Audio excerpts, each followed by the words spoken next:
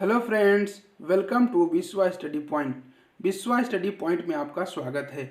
आज हम मैथ का पहला चैप्टर स्टार्ट करेंगे, इकाई अंक यूनिट डिजिट। ये अक्सर ही किसी न किसी एग्जाम में पूछा जाता है। तो इकाई का अंक पर आधारित दो प्रकार के प्रश्न होते हैं।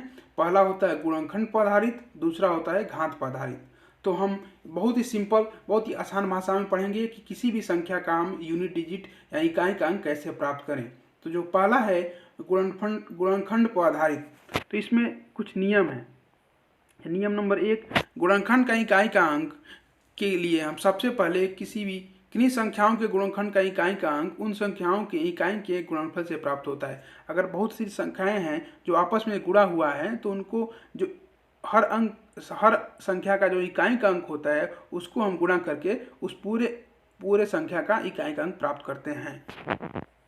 सबसे पहले दी गई गुणनखंड पर आधारित प्रश्न इकाई के अंक को चुनेंगे, इकाई के अंक आपस में गुणा करेंगे, गुणनफल से प्राप्त इकाई का अंक ही हमारा उत्तर होगा।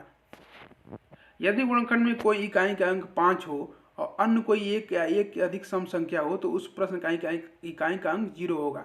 इसका मतलब अगर गुणनखंड में कोई भी एक 5 आ जाए और उसके बाद एक या एक से अधिक सम संख्या कोई आए तो उसका जो इकाई का अंक होता है 0 हो जाता है। जैसे हमारे यहाँ 386 गुणे 97 गुणे 28 है। इसमें हमको इकाई का अंक प्राप्त करना है, इकाई का अंक पता करना है।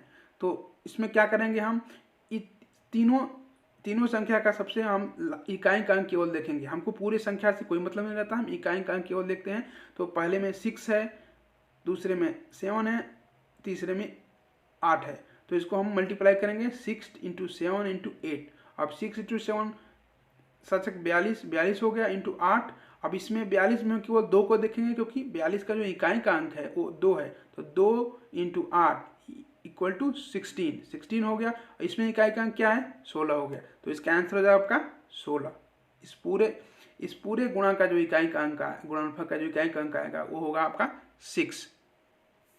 अगला क्वेश्चन हमने लिया हुआ है, ये बहुत लंबा देखने में क्वेश्चन लग रहा है लेकिन इसका आंसर बहुत सिंपल होगा। इसमें हमको कुछ नहीं करना है, केवल हर अंक का हमको इकाई का अंक देखना है। जैसे पहला है 564, तो 565, 246, 98, 94, 26, 54 × 137। तो इसमें हमको बस केवल इकाई का अंक देखना है। तो पहले में इकाई अंक 4 है, दूसरे में 5 है, तीसरे में 6 है, चौथे में 4 है, पांचवें में 4 है और 6 में 7 है। तो इसका हम इकाई का अंक केवल मल्टीप्लाई कर लेंगे। जैसे 4 × 5 × 6 × 4 × 4 × 7। तो इसका गुणा करने पे क्या आएगा, 5 चौको 20, 6 चौको 24, 7 चौको 28।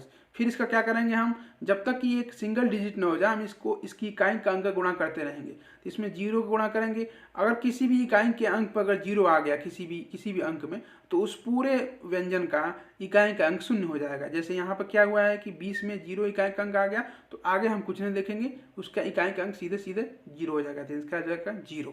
तो इस पूरे में इकाई का अंक जो होगा आपका 0 होगा, 0 आंसर होगा। अगला क्वेश्चन देखते हैं। ये भी वैसे ही है, ये भी गुणनफल के आधारित है। जैसे 631 × 635 × 753 × 859। इसमें हमको इकाई का अंक पता करना है। तो हम कुछ नहीं करेंगे, इसमें केवल जो पहला है उसका 1 हम गुणा करेंगे, दूसरे का हम 5 गुणा करेंगे और तीसरे का हम 3 गुणा करेंगे और लास्ट वाले का 9 गुणा करेंगे। इनका हम गुणा करेंगे, इनका जो इकाई का अंक होगा वही हमारा इसका आंसर हो जाएगा।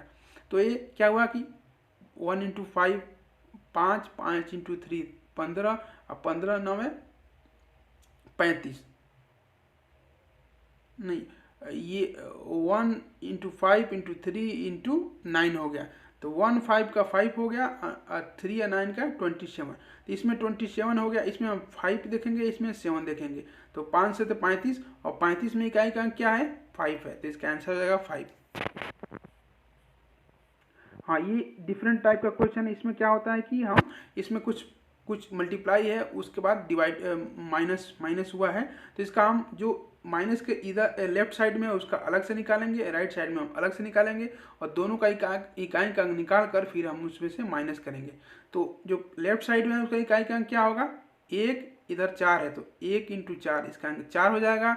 और दूसरा जो राइट साइड में उसका 8 इंटू 2, तो इसका हो जाएगा 16।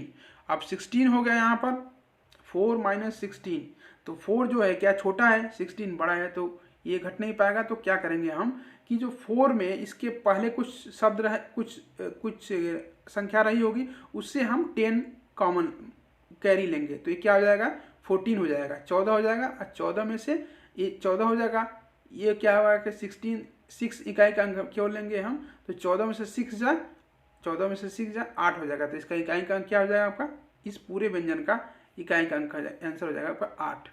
इसमें क्या होता है कि जो अगर लेफ्ट साइड वाला वैल्यू कम हो जाता है राइट साइड वाले से, तो उसमें क्या करते हैं हम 10 ऐड कर लेते हैं, 10 कैरी कर लेते हैं। तो जब 10 होने के बाद क्या है, तो उसके बाद इकाई का अंक हम उसमें से जो राइट साइड वाला रहता है उसको माइनस कर लेते हैं। तो 10 ऐड करेंगे तो 14 हो जाएगा, 14 में से हम 6 माइनस करेंगे तो 8 जो है इसका इकाई का अंक हो जाएगा। यही आंसर हो जाएगा आपका।